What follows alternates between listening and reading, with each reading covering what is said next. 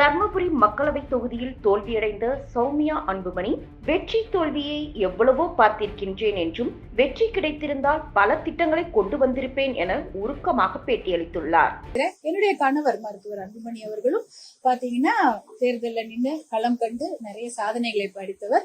அதே போல அவர் இதே தர்மபுரியில தொகுதியில நின்று தேர்தலில் வெற்றி வாய்ப்பை இழந்தவர். நான் எல்லாமே வெற்றி தோல்வி என்பது இரண்டுமே ஒன்றாக தான் நம்ம கருதணும். வெற்றி அடைஞ்சுன்னா அது சந்தோஷம்தான்.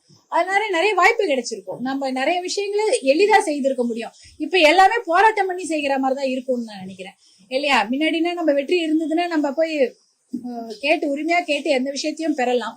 இன்னைக்கு அந்த போராட்டம் செய்து ஒரு விஷயத்த நம்ம செய்யக்கூடிய அந்த நிலைமையில தான் இன்னைக்கு இருக்கிறோம்னு நினைக்கிறேன். அதனால வெற்றி வாய்ப்பை நான் நிறைய முறை பார்த்திருக்கிறேன், தோல்வியும் பார்த்திருக்கிறேன். அது ஒன்னும் நம்ம தலைக்கு ஏறக்கூடாது அப்படின்றதையும் நாங்க தெளிவா இருக்கிறோம். இருந்தாலும் நிறைய உழைப்பை கொடுக்க வேண்டும் என்பதுல உறுதியாக இருக்கு. அந்த பாடம் தான் மருத்துவரையா எங்களுக்கு கத்துக் கொடுத்திருக்கிறார். கடின உழைப்பு.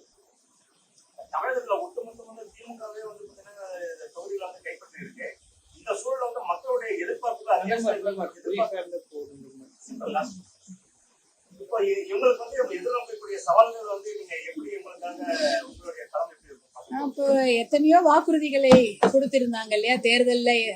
அந்த வாக்குறுதிகளை நிறைவேற்றணும். அதுதான் நியாயம் இல்லையா? இந்த தர்மபுரி தொகுதி வரைக்கும் தண்ணி கொண்டு வர வாக்குறுதி கொடுத்திருக்கிறாங்க. வந்தவங்க அத்தனை பேரும் அந்த தண்ணி அவங்க கொண்டு வரணும். தர்மபுரிக்கு தண்ணி தானே கேக்குறாங்க. தர்மபுரி மக்கள் என்ன கேக்குறாங்க? குடிக்கிறதுக்கு தண்ணி வேணும், விவசாயத்துக்கு தண்ணி வேணும்னு கேக்குறாங்க. வேலை இல்லைன்றாங்க. அதையெல்லாம் அவங்க கொண்டு வரணும்.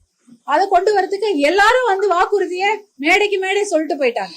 நாங்க தண்ணி கொண்டு வரோம், நாங்க தண்ணி கொண்டு வரோம். அந்த தண்ணியை கண்டிப்பா கொண்டு வரோம். கொண்டு வந்தா சந்தோஷம்தான்.